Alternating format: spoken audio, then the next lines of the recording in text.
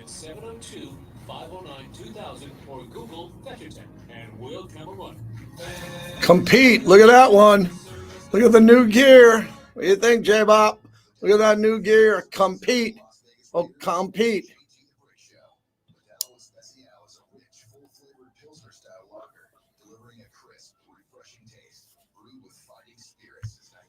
Let's go. What do you want in the monologue? What do you want in the monologue? What's going on, bricklayers? I'm giving out a signed copy of my book, The Handoff, and a Raider jersey that I found in my collection for some select new subscribers. The old subscribers, we're going to do something big for us. Don't worry.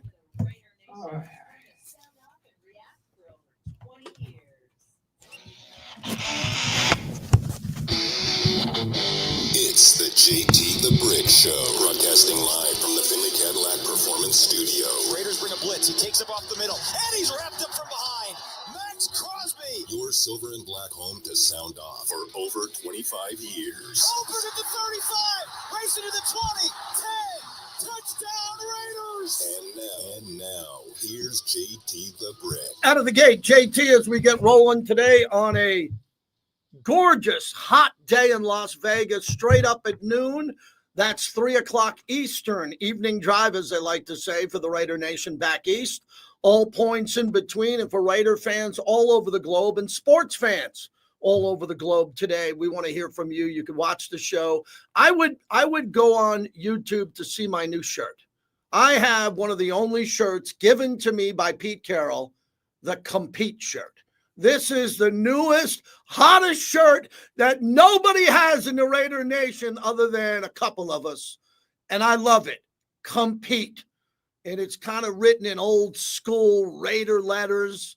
And it's a cool shirt. But you can only see it if you subscribe and watch the show on YouTube. JT the Brick, the channel, JT the Brick YT. It is there. And we are brought to you by our great friends at PTs. They fuel the monologue 5 to 7, midnight to 2.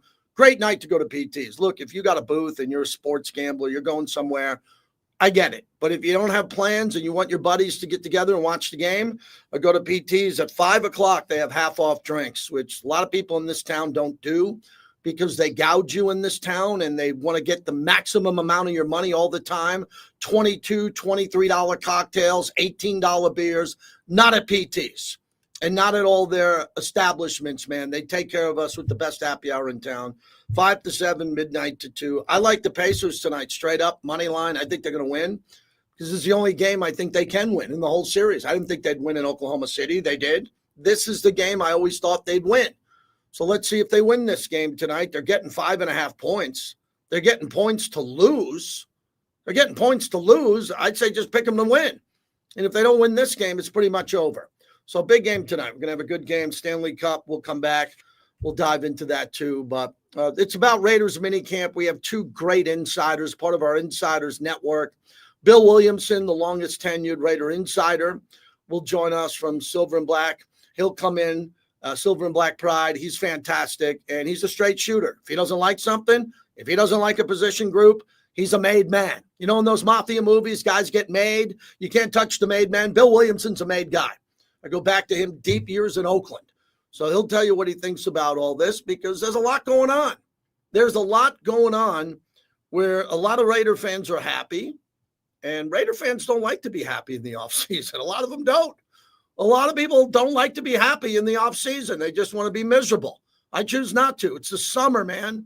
You got to enjoy the summer. You got to get out, do stuff, have some fun. Now, last year I went into training camp, and it was Antonio Pierce's first year as the real head coach. He was interim head coach. They were going in with Gardner Minshew and Aiden O'Connell. Colton Miller was injured.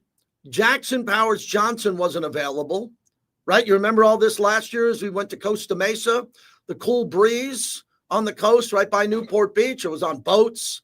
I love the Water Grill. I fell in love with a new restaurant every night. I go have a Tito's at the Water Grill, get an appetizer, hang out with some people there. I loved it. I was like, oh my God, I'm in Costa Mesa. And then I went to practice every day. Oh boy. Every play they ran, the ball hit the ground. I was looking around at everybody going, you see that? Yeah, I saw that. Well, why can't they run a play? Well, they don't have Colt Miller. They're breaking in a brand new rookie right tackle. Jackson Powers Johnson's not available. I'm like, yeah, but why can't they fade back and throw a 4-yard in route and catch a ball? Well, Max is blowing up practice. The defense is ahead of the offense. And right there were problems brewing because the team didn't have an offense. Devontae didn't want to be there. I think Devontae had the right to go leave for his wife to give birth. I mean, come on. I actually, when my son was born, I was there when he was born in the morning. I did the show at night. I don't know why. I went back and said, we all sat here with the nurses. I'll pick you up tomorrow with the car seat. Yeah, I'm going to do the show. And I'm sitting around going to myself saying, Devontae didn't want to be here. Did you catch the Devontae? Devontae's telling everyone how now it's not in a dark place anymore. Devontae pretty much said the Raiders and the Jets were a dark place. Wow. Really? I thought Devontae said he wanted to play for the Raiders because his grandmother wanted to see the games, and he was born a Raider fan. That didn't last long. He's once a Raider, always a Raider. But Tim Brown could have left a number of times. The great Hall of Famer, Tim Brown. You know, Tim Brown had some times where he was like, I don't have a quarterback here. I don't have a quarterback. I'm Tim Brown. He turned out to be one of the greatest of all time. He didn't leave until the very, very, very, very end, and he wanted to retire a Raider. Oh, and Devontae now has peace in L.A. with the Rams. Great. Good luck with that. So I think Devontae's a great player. He's one of the all-time great players in any era. Any era, he will get a gold jacket and walk right into the Pro Football Hall of Fame. But give me a break about who wants to be here and who doesn't want to be here. I've been here the whole time. I've been here going on 28 years. I know who wanted to be here and didn't want to be here. I have a front row seat at who wants to be here and who doesn't want to be here. Devontae didn't want to be here. He checked out. Now we got guys checked in. I was talking to my cousin earlier, and he was able to watch some of Media Day. And he said, who was your favorite interview? I said, wow, great question. It was Jack Besh. I said, over Pete Carroll, Max Crosby? I said, yeah, because Jack Bess's brother was killed in the terrorist attack on New Orleans. And every question we asked him, he mentioned his brother. I was like, wow, that's pretty deep, man. This guy's something. He walked off the set. I was like, this guy, keep an eye on him. He had guns. He had bodybuilder arms. Strong guy, wants to be a Raider. Have you met a guy in the last 5 years who wanted to be a Raider more than Jackson Powers Johnson? Everything he quotes is something from the history of the Raiders. Max wants to be a Raider. So this team now has a bunch of guys who want to be here. And at Costa Mesa, last year, there were some guys who weren't ready to go. They weren't ready to play. They weren't completely all checked in. Devontae wasn't. We knew that. And the quarterbacks weren't ready to play. Aiden O'Connell, that was last year. Aiden O'Connell played, and he's better and better. Every time I did an event with Aiden and Rod Woodson, and the guy's a gentleman, and he's getting better and better and better. Aiden wants to be here more than anybody. But these guys now, there's a different vibe around them. And I'm sure some wise ass is going to say, well, you say that every year. Well, yeah, most players who make it to the NFL want to be there. They want to be there. They want to play. They want to get paid. They love the team. And a lot of players want to come play for the Raiders. I mean, there's a couple of guys now that all they say is, man, they wanted to get to the Raiders. So there's a good vibe going on. There is a really good vibe with this team. And now the team has, on paper, an explosive offense. Let me say that again so it's not taken out of context. This team on paper has a very explosive offense. I would say more explosive than Geno ever had in Seattle. Would I be right to say that? Geno's had some good teams, but he never had an offense like this. Never had a running back with the ceiling and the upside of Ashton Genty. Never had a tight end who played like Brock Bowers, fact, not fiction. He's had some Jacoby Myers mixed in, some guys who can catch the ball and not drop it and be well. But Geno is the key to all this. What is Geno going to do at the line of scrimmage? What is Geno going to do to get in and out of the huddle faster? What is Geno going to do to attack and tell Chip Kelly in the helmet, no, I think we should do this. I think we should go deep to Dante Thornton on the next play. What is he going to do to take this up a notch? Well, it all comes down to the offensive line. If the offensive line, and a lot of the insiders that I'm interviewing, they're all writing about the offensive line. People still have a question mark with the Raiders.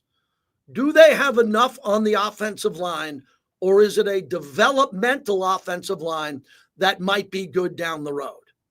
They were not good last year. The new regime inherited this offensive line and upgraded it via the draft and free agency. But they haven't played a game. So I'm assuming this team, I know for a fact they're not going to be dead last in the league in rushing. But how good can they be? Because they didn't go out, they're not going out and signing Trent Williams type of players. They're not going out and trying to get the best available offensive linemen, because they're looking at the film and they're looking at the players saying, these guys are pretty good. Now we're good here. Now we got to coach them up and make them better. And by doing that, these guys have to be good because they're blocking for Ashton Jeanty and Geno Smith. Last year was unacceptable. Last year's offensive line was unacceptable. They were dead last in the league in rushing. They weren't great at protecting the quarterback consistently. They were a part of an offensive line that lost 10 games in a row. How many Raider teams in the history of the Silver and Black have lost 10 in a row? So before you want to crown them, don't crown their ass. This offensive line has to be vastly upgraded. And if it's not with the guys who are in the room now, they got to find them. From seeing the offensive lineman, Colton Miller talking yesterday, I believe they're on a better path. They're on a better path. But, there's no Gene Upshaw and Archell walking in the room. Okay, they're not at that level. We've seen that level here. These guys have to develop their own path and their level of greatness. And look, as long as John Spytech's good, he's the guy in charge of the roster, and Pete Carroll, and Pete Carroll's son, who's coaching the offensive line, I think we're good to go. I think everybody's good to go. And Geno's taking them out to dinner, and Geno's doing an unbelievable job with that. So we got a lot of good things happening around here. And as we talk to insiders today about practice as they come in, we'll dive into that and hear what they had to say, Bill and Vinny, a little bit later on in the show. Yesterday was consumed by Aaron Rodgers, who had a great day. Aaron Rodgers ended up signing with Pittsburgh. Imagine if we had Aaron Rodgers 2 years ago instead of Jimmy Garoppolo. Oh, I said it. I was the guy. I'm the guy who told them to go get Baker Mayfield. I'm not going to do that to the new regime because I like Geno. But I sat here, taking drones and bullets from fans going, go get Baker Mayfield. Really, JT? Go get Baker Mayfield. He costs nothing. Go get him. No, we're not going to do that. We're going to go with Jimmy Garoppolo. And Jimmy was a good guy. He bought me a shot of Casamigos along with 25 guys at the hockey game. The women of Summerlin was swooning every time he walked into a room. That was cool for about a minute. He could never stay on the field. Now we got Geno, and Geno is going to stay on the field. And if he can't, he gets dinged. God forbid he gets dinged. You got Aiden O'Connell coming in totally ready to go. Cannon fire. Cannon fire. You bring in Aiden O'Connell on any down and distance against any team at home on the road, we're good.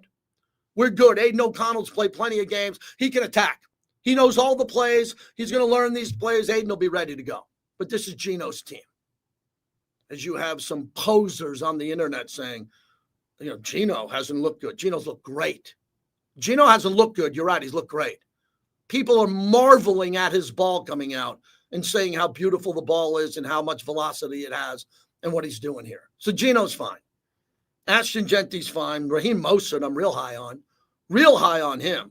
Amber Theo Harris did a great interview with him. At 14 years old, he could have been a pro surfer, decided to play football. He led the NFL in total touchdowns a few years ago. What a weapon he is. And then the return of Big Mike, Michael Mayer, which was really nice to talk to him. Really cool to see him happy wherever he is in life and to know that that guy's good for 4 or 5 targets a game.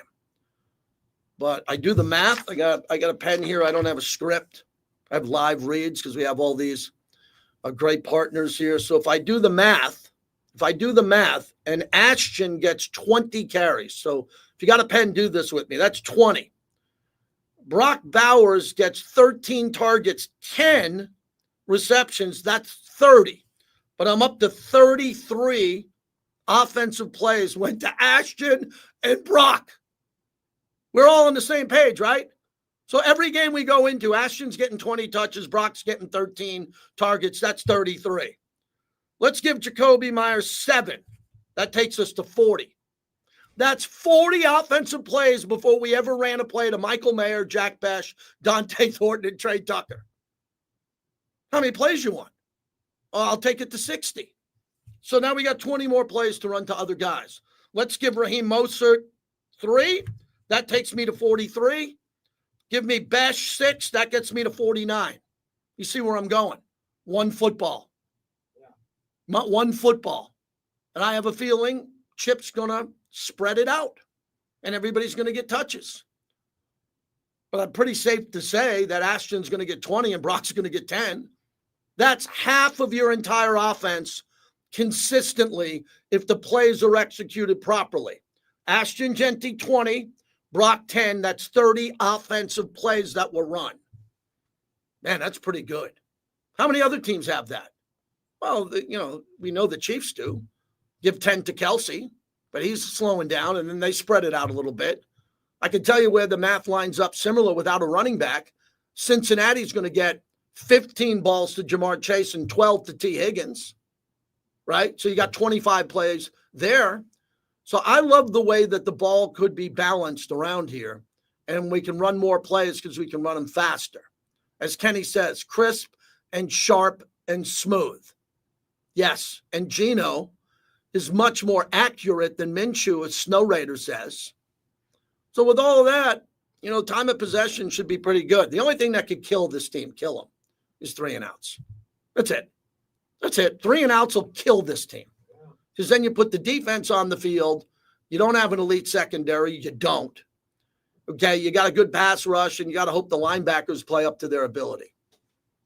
So that's the monologue as we're ready to go here. The number, I believe it works. Some people forget our phone number. I don't know why. I use the phones. I'm an animal on the phones. I make about 15 phone calls a day before this show. 702-365-9200.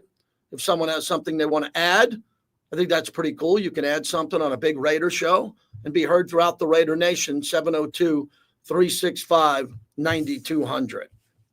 I want to mention the NBA Finals tonight. Look, this is going to be a really good game. The ratings are in the tank. Ratings are down, whatever. All the people that like to mix their politics and sports are telling us because of it's woke and LeBron. LeBron's not playing. Don't blame this on LeBron. He's not in the finals. People are not watching the NBA Finals because they have Netflix, Paramount Plus, Hulu, and they have other options. We are living in an era now, the golden age of television. I used to think it was All in the Family, MASH, Johnny Carson. Depending on how old you are, those were the days. Bobby likes some old TV, Addams Family, go back to some of the great shows. No, this is now, you can grab your remote and go to Netflix, and you can go anywhere at night and watch a movie that should be in a movie theater, but it's on your streaming device. And people aren't watching sports the way they do unless there's something to watch. And that's star power in this country. And then the last thing, I was on the air last night, is the U.S. national soccer team lost 4-0 to Switzerland, and we just suck. I just want to make that point because there's a lot of parents driving around their kids to soccer. You're wasting their time unless they're girls. Okay? Take that and clip that. Okay? If you're taking your son to soccer practice, not your daughter, the girls are great. The girls are the best soccer players in the world. The United States women's national team are the greatest soccer players in the world. So I'm not talking to mom and dad, soccer mom and dad. I'm talking about your boys. If you're taking your sons to play soccer at 11 or 12 years old, you are wasting their lives. Put them in lacrosse. Well, JT, I'm not going to make money in lacrosse. Well, they're going to have more fun because they're not going to play professional soccer. I can promise you, we suck. Our men at soccer suck. So don't tell me about this team and that team. Oh, this team's good. No, we all suck. The greatest men's soccer players play around the world. They don't play in the United States. We absolutely stink. So me, I don't want to be your parent. I don't want to be the parent of your kid. But if you're taking your son to soccer practice between the age of 11 and 14, you're taking him to jail because he's going to do nothing with it. Maybe less than 0.001% will play in college, and they'll never play for Juventus Real Madrid. They'll never play for Tottenham or Liverpool. And you turn on the men last night, and I know they didn't have their A team in there. They didn't have the greatest team in there. But God, our men's soccer team internationally just sucks. And I know why, because we don't make a commitment to it. We got to pull these kids at 12, 13 years old and get them in these academies and put them in these academies, feed them good, have them play with international players. Jay said in my chat, who watches soccer? You know who watches soccer? More people watch soccer than the NBA, the MLB, and the NFL combined. Yeah. Combined. The number one sport in the world is soccer, and our men suck at it. 702-365-9200 as we open up the show here. So we're going to put it in the chat, see who wins. I got the Spytech interview and the Max interview. They were both outstanding, and I had nothing to do with it. I asked a few questions, but you got to hear it. A lot of people on this platform didn't. We're also going to go live to the Raiders. There's a couple of people talking. Devontae. Who's talking, Bobby, again? You said there's 3 or 4? Devin White. Devin White. Yes, I want to hear from Devin White. Palomal speaking. So good. We'll be able to cut over to that live. Bill Williamson, Vinny Bonsignor. So we'll see what happens here. If you put in our chat, who do you want to hear, Max or Spytech? Whoever we don't play, we'll play tomorrow as part of our media day coverage here. As we open up the show, brought to you by Tito's. It's Wednesday night. Good. I'm going to have a Tito's tonight, man. It's the summertime. Tito's is my go-to. Ice cold on the rocks. Mix in a little splash of club soda. Yes, my wife cuts up beautiful limes. I'll have a lime in that, and I'll go out into Backyard Brick with the Tito's handmade vodka, because Tito's is my go-to vodka. They are a proud partner of the show. We love everything that Tito's does, and especially, they are a family business that loves dogs, dog rescue. It's incredible what they do. I implore everybody to go to Tito's website and see what they're doing. And I think you'll be very impressed. It's titosvodka.com. You'll get recipes, but you'll also see what they're doing there with their stories around dogs and rescuing dogs and protecting animals that need to be protected. I'm very impressed. Distilled and bottled by Fifth Generation Inc., Austin, Texas. 40% alcohol by volume. Savor responsibly. Tito's handmade vodka. All right. When we come back, we'll keep this thing rolling. Got a lot going on here today. Got to fit everybody in. I'm kind of like a traffic cop today. Bobby's the traffic cop. He's got to get the music in. Oh, and we will only play Beach Boys today as Brian Wilson died. And he is one of the greatest musicians, innovators of our life. Brian Wilson passed away. Pet Sounds is on the Mount Rushmore of my top albums of all time. Beach Boys today on behalf of the life of Brian Wilson. I think that's a good idea. Let's go to the second album. Yeah. Oh, they don't have enough stuff for it. All right, what do you want to hear? Do you want to hear Max or do you want to hear Spytech? I think we'll do Spytech, man. Yeah, Spytech. We got Spytech. That's they're both going to take a little time here, so we'll get to that. We'll be able to get the bill in time. Yeah. Brian Wilson at home in Tahoe. I did not know that. So yeah, here's the Compete shirt, man. Look at this. Look at that. Surprised one of my sons didn't grab the shirt when I wasn't looking, throw it in their laundry pile when I wasn't looking.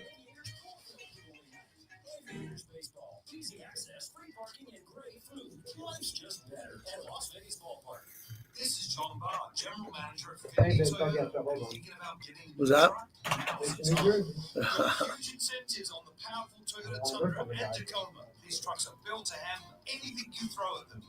Yeah, Devontae took a couple of cheap shots about the darkness where he's been in and all that. And I really respect Devontae Adams as a player and a dad and a husband, everything with that. But, he absolutely quit on the Raiders. And I saw a few people quit on the Raiders. Randy Moss, one of the greatest of all time, quit on the Raiders.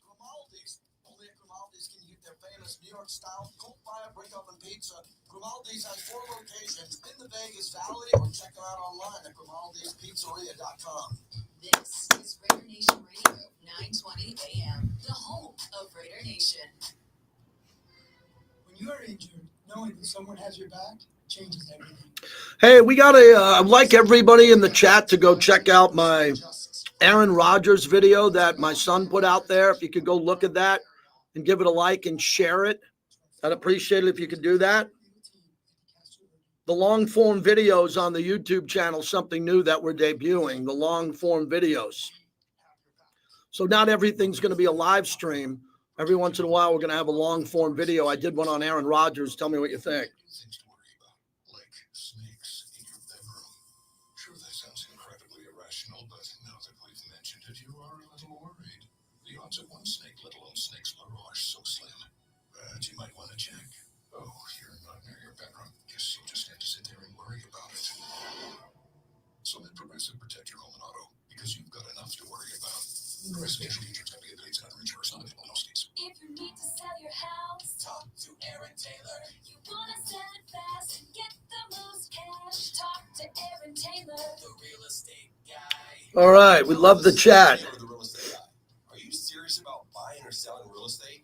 Then you need a team that's just as serious as you. The real estate guy, we deliver what others promise. Clear communication, professional service, and top results that you can count on. That's right, Dad. Jacob Taylor here, the real estate guy.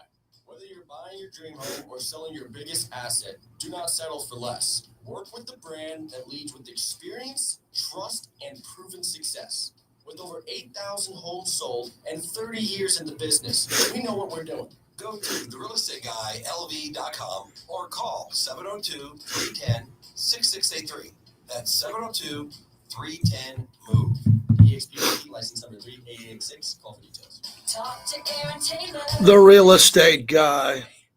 Modelo is an official cerveza of the Las Vegas Raiders and the JT the Brick Show. Tom McMahon coming Modelo back. Especial is a rich, full-flavored Pilsner-style lager, delivering a crisp, refreshing taste. Brewed with fighting spirit since 1925. You gonna kiss me on 947 Hank FM invites you tonight to our first annual Red Lightning Boat Smash, July 3rd, poolside at the Palms, starring Thompson Square, Beyond the Arrow, and DJ Landa. And you might just win a brand new 2025 Honda CRV. Plus, head on down to the Palms Casino Resort and show your 947 Hank FM app on your mobile device on June 23rd and June 30th. And receive 100 bonus entries for your chance to win a new 2025 Honda CRV from Palms Casino Resort. Welcome back to the JT the Brick Show, brought to you by Tito's Handmade Vodka, America's original craft vodka. Visit titosvodka.com. All the rookies. You know, we got some really good players, so these guys are working hard. We got good length. You know, you see a lot of length, you see a lot of speed, and that's the big thing is the kickoff now with the kick return. When we're only 5 yards apart, you can't have the little guys. You struggle because it's a fourth down play now. It's not a 2nd and 18 play that it used to be. They've cut 30 yards out of this thing. So it's grown strength, you know, so we need that. But we're big, we're fast, and all those guys are playing very, very well. And they're detailed, you know, so they're pros. Tom McMahon on the special teams. Every special teams coach is excited to get rookies and undrafted free agents. They're all busting their ass to get on the field. We're playing Beach Boys today. Brian Wilson passed away. I would implore everybody who can hear my voice to go to their phone and put in Pet Sounds. Just put in Pet Sounds and listen to the album. It's one of the most important albums ever made and arguably America's greatest album ever produced by Brian Wilson, who did it all. If you listen to that album a couple times over, that is the gold standard of American music, in my opinion. And I'm not a huge Beach Boy guy, but that album, you talk about if you go on a desert island, what album you're going to take, it would be that one. Pet Sounds, it's that good. Shea Gilgeous-Alexander, the MVP, plays tonight. And I think what we need to talk about is his ability to have a career like Kobe and or Jordan.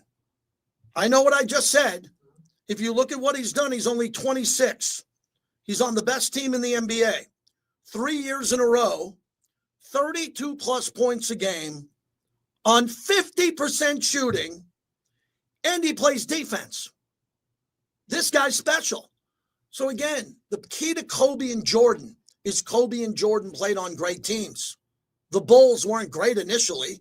Jordan helped them build to 6 world titles. And if you look at Kobe got drafted in Charlotte, ended up to the Lakers. won championships with Shaq and Powell on great teams. Shea's playing on a great team in Oklahoma City. They're set to win. They could have a run. I don't think they will, but they could have a run like we saw in San Antonio. San Antonio won 5. I think that Shea could win 3 or 4 by the time he's 31 or 32. So I think that's a big storyline. And my Knicks are an absolute dumpster fire. They had no plan. They had absolutely no plan when they fired Tom Thibodeau. And now they're the laughing stock of the NBA. During the NBA Finals, while it's on TV, the biggest thing, the Finals, the Knicks are the topic and a laughing stock. We had the pleasure of talking to John Spytech, one of the first guests we had at Media Day a couple of days ago. This is the GM of the Silver and Black. We bring in the general manager of the Silver and Black. Let's hear it, Raider Nation, for John Spytech, who joins us. How you doing? Hey, congratulations, by the way. Oh, thanks, man. That's awesome. There's a lot of that going on, John. We're really proud for him. Not me only too. as a broadcaster, but this. And describe him as a player from back in the day. Probably my age. Yeah, I remember him more with the Eagles more than anything. Yeah. I probably shouldn't say that here, Yeah. but yeah, one of my favorite players to watch growing up, and just admired the courage he played with and the energy. And then, I mean, what a fantastic athlete too. Yeah. So We had that great front, yeah. Reggie White, Jerome Brown, Joyner, Jerome, all Yeah. those guys. Yeah. Made my job a lot easier. you made a hard thing look easy. I always have a lot of respect for that. How's it been for you so far? Coming off the draft, we just watched the feature of you developing this roster, getting through the combine, and now OTAs. What's the journey been like for you personally? It's been amazing, really. Everything that I hoped and wanted it to be, and to come to an organization like the Raiders and be a part of Raiders Nation has been a dream come true for me. But, to get to know all the people in the building, to work with Pete every day, post-draft, to have a chance to add some people from around the league and the scouting worlds that I really respect with Brian Stark and Anthony Patch and Jonathan Stiegel and Brandon Hunt. A lot of guys that have a lot of Super Bowl rings joined us too. So it's been awesome. The energy on the field's been great. It's great to see the rookies out in the field now and fitting into the team. Great to see Gino throwing the ball around. It's been special, and I'm looking forward to a great week to kick us off into summer here. Let's go back to the draft. Like that is like the Super Bowl for, player personnel people, general managers. When you're going through the draft, everyone has a formula, right? So you're trying to either size or you see someone pops off on film. Can you talk to us a little bit about what are some of those things that you came into the building with as far as, hey, this is the kind of player that I think needs to be on the Raiders? Yeah, we're looking for people like yourself. Look easy. A love and a commitment to the game, and I think it stands out when you watch tape. I've gotten actually really good in my career when I watch college tape in the fall, for instance. I often don't read the background on the players before I read it, and you can actually guess it when you watch them play. Right. There's a spirit and a passion and energy that the great ones play with. When you watch Ashton, when you watch Jack, those guys play like they love the game of football. We're looking for smart, instinctive football players too. The game, I would say, like naturally makes sense to them too. There's probably times you came off the field where they're like, "What happened?" I just felt it. Yeah. I just knew that this was coming. Well, why? Well, maybe I don't have a good answer for that, but it doesn't matter. You made the play. Right. And, when that matches up then with the character that we've talked, Pete and I have talked a lot about, the competitiveness that is essential. If you want to be a part of this program, you're going to have to love to want to come out here and practice and work and be in the weight room every day. And, we just tried to, in the first draft here, we had 11 picks. We tried to fill this roster up with as many of those guys as possible.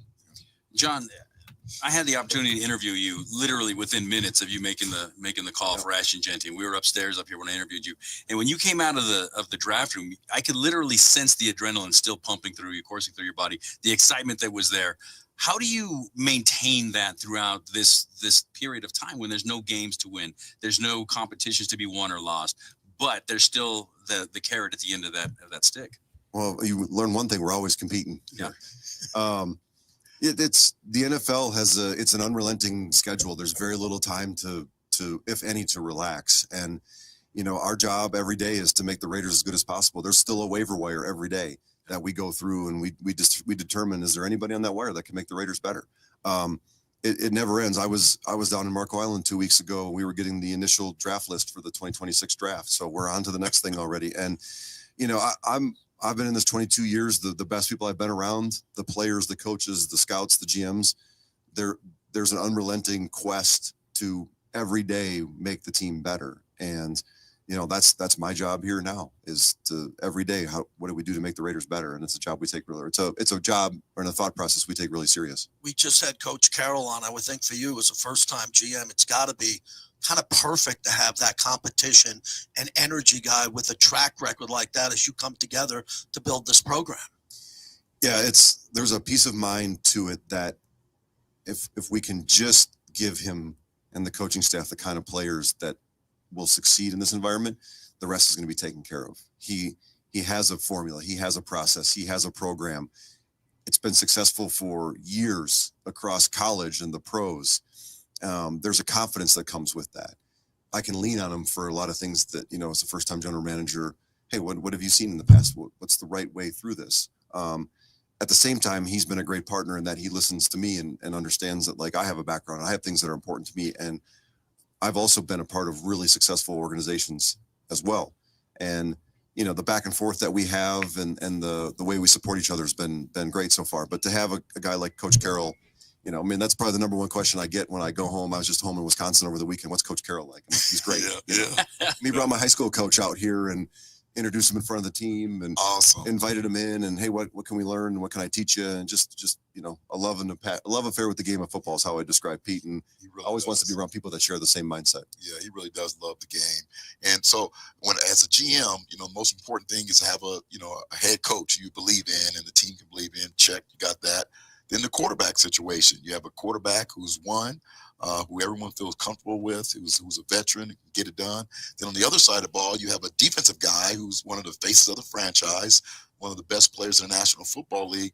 With those three key components all kind of intact, as a GM, what's that next step for you as far as foundational team? Well, it's great to have Pete. It's our number one goal we talked about in our press conference. One of our main goals is to find a quarterback, to find a guy that can make it all come to life on offense. I think we did that with Gino. Yeah. He's been great. He's been everything that we wanted him to be out here so far. We got a long way to go, but we're off to a good start. And then having Max, the ultimate Raider, plays the game the way we want to play it. Those things, when you come in, you're like, okay, those are things that we've got in place right now.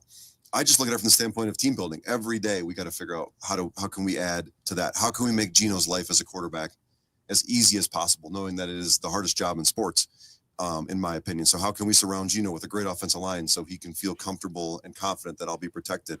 We can have a run game that can come to life with Ashton now, where it's not all on the quarterback to make every throw and every play. Like, he can have some mental breaks, right? Like turn around and run power and hand it off. There it goes for 15. Okay, I can take a break in that moment. And then how can we support Max in a similar fashion? How can we surround Max with a lot of great players so that people can't focus on him? Everybody knows Max is a great player, but we've got to have other guys around him that can help Max get one-on-one matchups and come to life. And I think we did that. We got a lot of guys we added in free agency, guys we added in the draft, that big-time Raider players here in a year or two. How important was that then, John, to bring in that veteran presence, especially at linebacker with Landon and with Devin White, to bring in guys that are veterans but not necessarily have the experience of being in this building, to bring what they bring as well? Well, I mean, huge, because I was a linebacker, so I'm partial to that position. I take myself. It's serious there, Yeah. If we don't have two linebackers, I feel like we're not doing a good job. But to have a guy, both guys won Super Bowls where they were before, different skill sets, but there's a veteran presence to both of them that is calming in a way. They've kind of been there before. They've seen a lot of it, and that's good for the room. That's good for the defense. It's good for the young players like Tommy and Cody at that position as well. And again, like they're accredited good football players in the NFL, and hopefully they can come in and play like they've played in the past, and maybe even better.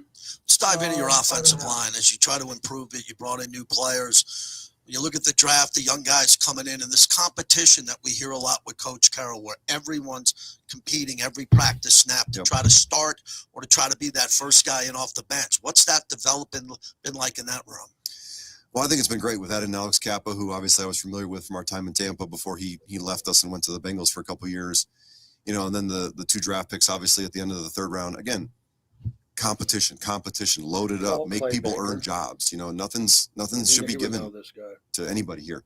Maybe there's a few guys that we all know are going to start, but the more rooms that we can have where it is a legit competition every day, the cream will rise to the top there. And I saw it firsthand in 2023 in Tampa when we brought in Baker Mayfield. Nothing was promised to Baker other than a chance to compete, and in a room that Tom Brady had just left with Kyle Trask, who we had a second round pick in. And it was a great competition for the better part of 3 or 4 weeks of training camp till Baker finally established himself and off he went. But that was better for the team. That was better for the room. And, you know, the O-line is the ultimate position group to me. Yeah. You know, like you got 5 guys working together. There's a synergy between those guys when it's going well that goes far beyond the football field. I have on the show at the and top so of the to add Charles and Caleb to that room where you need guys, you need bodies. Yeah. You know, you can take 8 to game day. They got to be able to do a lot of stuff. That's a tough spot to play. There's always injuries at that position. You need to have depth at that position. So push the guys that are here. Maybe they win a job, but if not, they're the kind of guys that'll be ready to step up and play if needed this year. I'm really interested in the safety room. You know, Isaiah played a lot last year, and then Jeremy just so versatile. You know, he can play on all 3 levels. Talk to us about that safety room. Awesome. They got to be the tallest safety group I've ever been a part of. I mean, Jeremy's the shorter one at 6'3". Yeah. But, you know, Jeremy was somebody that we really liked in the free agency process. You know, the way that Pete envisions defense being played, the big nickel role that we will have here, the versatility of Jeremy because of his athleticism and intelligence is really something that's interesting. And Isaiah, really a player that's kind of been on the come here for, you know, last year really in particular. And somebody that I was really happy that we were able to get, you know, a 2-year deal with going into his restricted free agency year. So those 2 guys have been great. Adding Lonnie Johnson to that room. He's another tall safety, which is fun. And then, you know, Thomas Harper and Chris Smith are 2 guys that are doing a good job so far in camp too. And that really give us a lot of depth in that room. And then allow, you know, if Jeremy, for instance, is going to be the big nickel, well, he can't be the big nickel if there's nobody to play either the true safety spots. And so to have that depth and allow the freedom and the versatility within our scheme has been really a great thing to see come alive. On the personal level, you spent a lot of time paying your dues. And we joked about it before. Decades. Okay, 2 decades. Don't do that to me. I've been covering this team for 2 decades too. So, but from your perspective, how much more rewarding is it to be sitting in that seat now for the first time and to be able to be that yin to Pete Carroll's yang in terms of completing that picture as a first-year GM after paying all those dues and you know, learning the craft? I was not what I would describe in my 20s and 30s a patient person. I wanted everything. You want it now. I mean, and you know, some of the wisdom that lives in my beard and on top of my head now. Here, I think I have an appreciation. Like I am where I'm supposed to be right now, and everything that I was able to be a part of and accomplish up to this point in my life has brought me here, and I feel more ready than ever. Could I have done this 3 or 4 years ago when I first had some interviews? Yes, I think so. But I am where I'm supposed to be, and I have a foundation, I have a confidence, and I appreciate everything that got me here. All the people along the way that worked with me, all the things I had to do, all the time I spent, you know, in Hampton Inns and Fairfield Inns across the country. Shout out. The time, yeah. Points. The time away from my family, which was hard, but you know, in a sense, I feel like I can look at a lot of people and be like, you know, in the scouting department in particular, I've been there before, I've done that. I know you're 35 and you're hungry and you're ambitious, but just stick with us here. Like the reward will come. And when it does come, you'll be much more prepared and you'll have a chance to work with somebody like Pete Carroll with the Raiders organization. John, last one, when you're around town and you're meeting these fans, it could be at a golf course, it could be grocery shopping, whatever it is, with your family. What do you think? It's a different fan base. It's a global fan base. You've embraced it. What are your expectations for this fan base coming into the home season at Allegiant?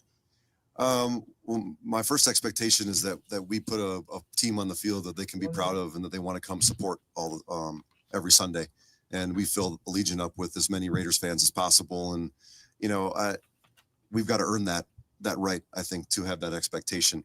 In terms of being a part of this fan base, it's the only thing I can compare it to. Well, I mean, I've been a part of some great franchises. I don't want to do comparisons, but it's been special. You know, I had a lot of friends that, you know, they're Packer fans in particular because of where I grew up, and they've already kind of made the transition, which is really, you have to be probably from Wisconsin to totally appreciate that. But I've had friends tell me they're in Costa Rica and they're in Europe and they're wearing their Raiders gear. And, people will come up, locals will come up and yell Raiders at them, and nobody's ever done that with any part. I've been, no one did that in Philadelphia or Tampa Bay or Denver, some great organizations, and so it hits a little bit different. And I don't think I learned that every day. It's really special. I feel really honored and humbled to wear the shield. Yes, that is very good what he said at the end. He's humbled. He's happy to be here. He's wearing the silver and black. He embraces it all. John Spytech. It seems like Raider Nation is on board with him, and he wants to earn it so the fans can get to Allegiant Stadium. I'm wearing Astrum headsets. Not only do you get 20% off from knowing me, they just slashed the prices down to $69 and then 20% off. Go to astrumtech.com. I'm telling you, this is a wild deal while supplies last. All right. I'll tell Bill we're calling in too.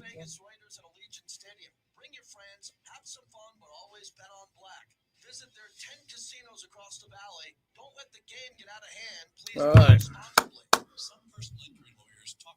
You got to like Spytech. Again, I got along really good with Dave Ziegler. I got along pretty good with Tom Telesco, private guy. I was really tight with Reggie McKenzie. Reggie and me on the road, see Reggie all the time, just a gentleman. You always want these GMs. Mike Mayock was the GM of this team here. When he took over, man, his energy was infectious. A lot of good guys have tried to fix this team from a personnel point. Now it's Spytech's chance, and he's got to nail it because he can see the amount of guys before him who are no longer here. So I think he's all in, and he's doing a great job. But yeah, I hope he's here, Tony, for 10-plus years.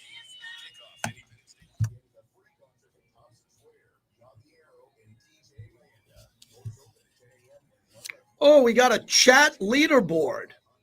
Kenny's in second to who? Who's the first one? Adrix 116. Then Fabian.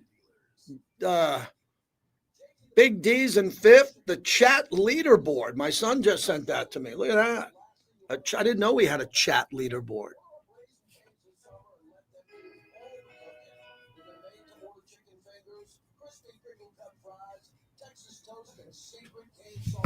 Stop complaining, Michael, about the sponsors or bitching about the stadium. Show up and support the team, or don't support the team and get lost. Sick and tired of trying to get people to try to buy in. Well, we're not there because then don't be a fan and don't go. I mean, you got to be hardcore to be a Raider fan. The people who are bitching and moaning about where their tickets are, and oh my God, there's a Chief fan sitting next to me. You just show up and root for your team, man. It's not hard.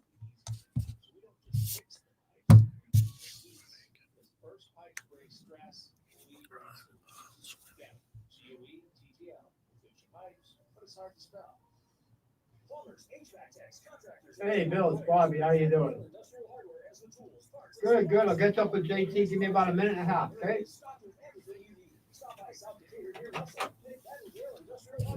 Okay. Spytech coming back. Banking should be personal. Best I it is. We're not just another financial institution. We're a trusted partner in savings, loans, and life's biggest moments. Join today and let's build your future together. Westar Credit Union. Rooted in Nevada, built for you. Visit westar.org or your nearest branch and get started today. Great cities are built on strong foundations. The skilled members of laborers locally. I got Devin White queued up. Truthful, I do. From the asphalt on our roads, the concrete in our buildings, the solar fields powering the economy, and everything in between that works safely. Laborers Local 872 is modernizing the Nevada workforce and building a global city. The future is union strong.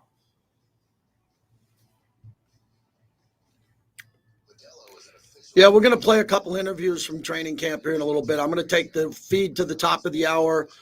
I got a Southern Nevada Sports Hall of Famer on, a swimming coach, Ron Aiken, who's a legend. Then we got Vinny at 1:30, so you can listen on the app.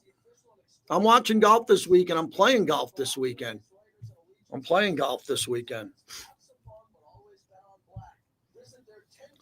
The last round I played, I shot 83, and I should have broke 80. All right, here we go. I had a 7 and a 6 on the back nine. The new #1 beer in the U.S. to compete. You know, we're not making any qualms about that. You know, to compete every day in practice, we try to fill every single position room up with as much competition as possible. There's an energy and there's an excitement here that's pretty tangible right now with the way Coach runs this program, and you know, I think guys are feeling that, and we're in a tough division. It was not a secret to anybody. I mean, we got 4 great coaches and great quarterbacks everywhere, and a lot of great players. But you know, we're not going to be shy about going out there and throwing the ball out there, and you're going to get the Raiders' best every week. I mean, that's what I expect. The high effort, intensity, put the ball down anywhere. We just want to play football. That's going to be the standard around here. A new standard. It's a new standard with the Raiders because there's a new head coach and a new GM. JT, back with you. La Casa Cigars and Lounge, Tivoli Village. Mike is right there for the grand reopening. It's going to be epic. Everyone in town's going to go. Tivoli Village, La Casa Cigars and Lounge, as we bring in Bill Williamson, the longest tenured Raider insider. And Bill, it seems hunky-dory. Everybody seems like it's balloons and it's great, and everybody seems happy around Raider Nation this time of year. Am I accurate with that? I don't see Raider Nation pouting over a bunch of stuff.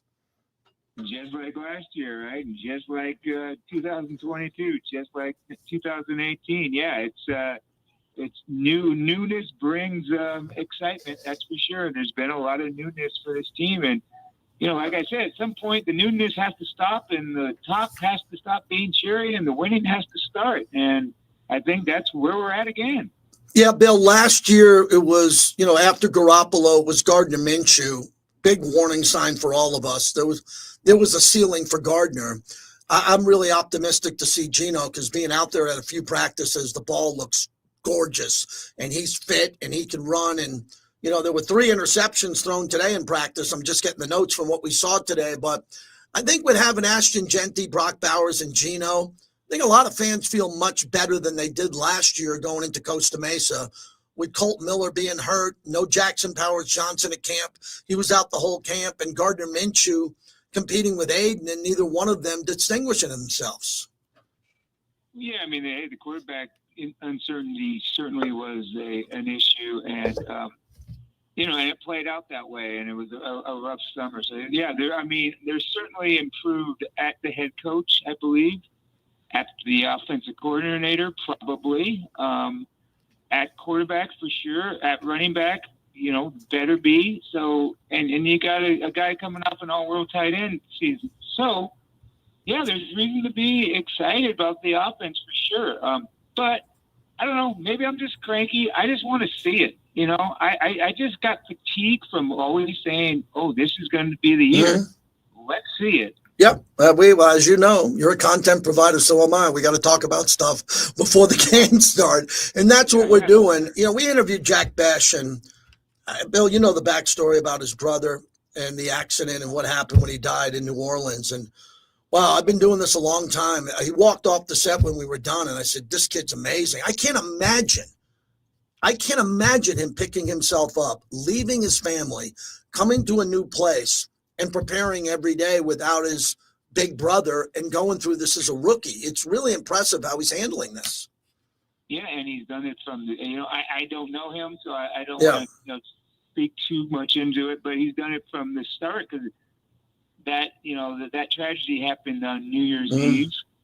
And then, less than 3 weeks later, he's the MVP of the Senior Bowl. And so, I mean, he's in his job interview mode while this happens, and he doesn't have time to stop. And it's been emotional. Yeah, he seems like he's the goods, and he's going to be fun to follow for sure.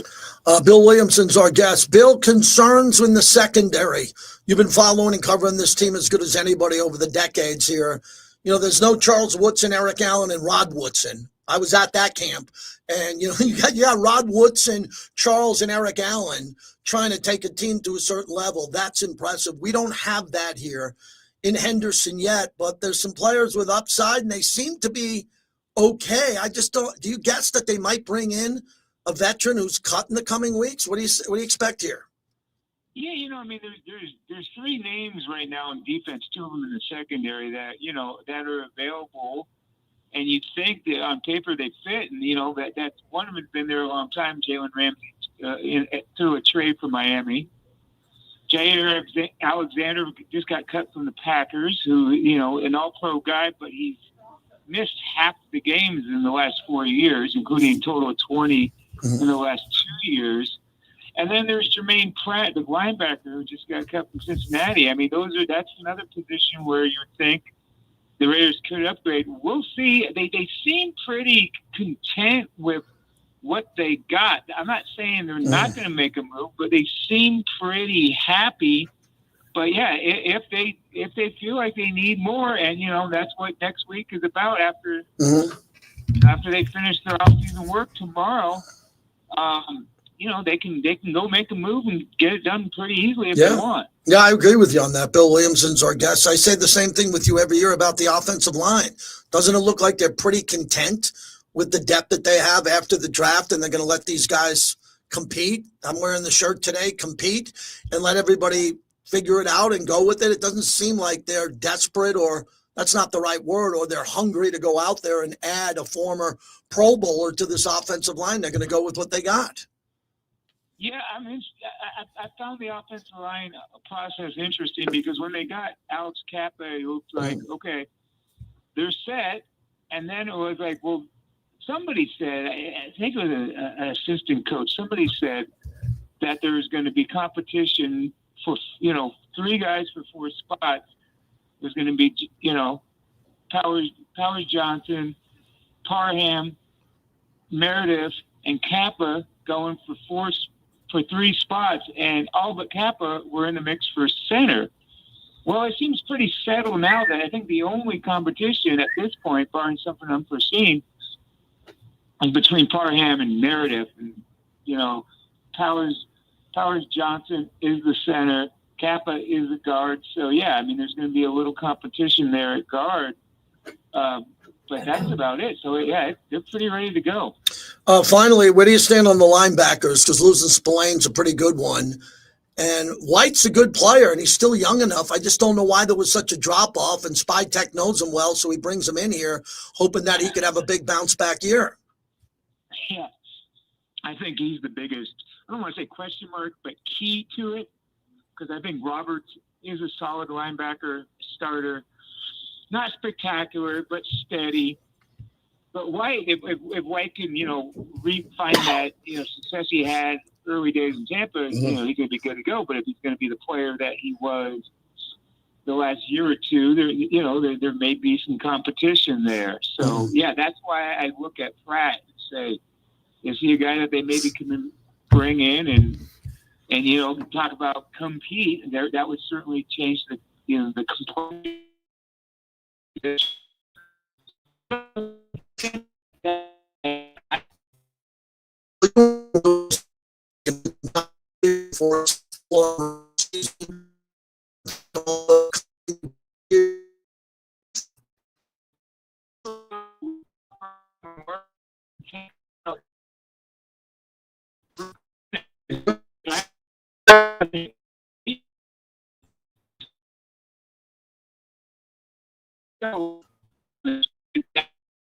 Like